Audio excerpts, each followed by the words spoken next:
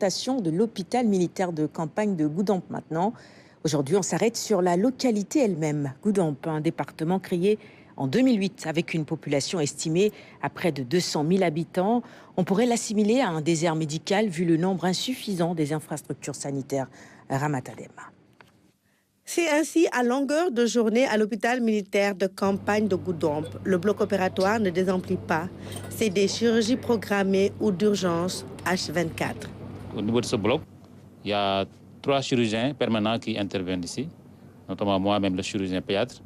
Il y a aussi 2 chirurgiens oraux et aussi le médecin gynécologue aussi. S'il a des pathologies gynécologiques, elle peut aussi venir aussi intervenir dans ce bloc.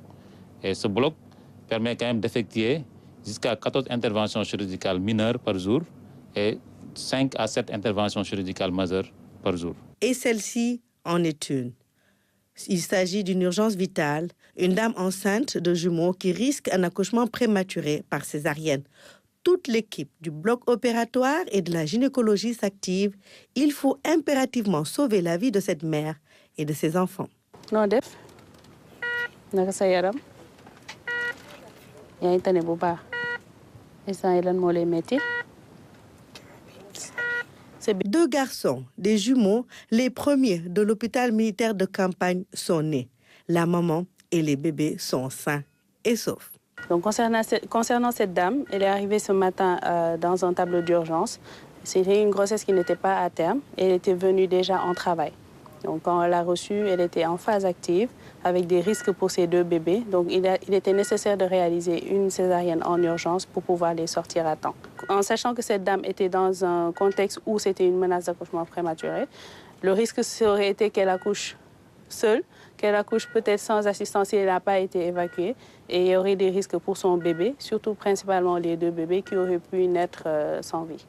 De belles histoires comme cela, nous les vivons au quotidien ici à Goudomp, dans cet hôpital militaire de campagne, à l'exemple de ce jeune patient qui a traîné sa maladie plus d'1 an et demi avant de pouvoir enfin se faire opérer gratuitement. Je suis venu en consultation et ils m'ont programmé pour mon intervention chirurgicale. C'est mon neveu.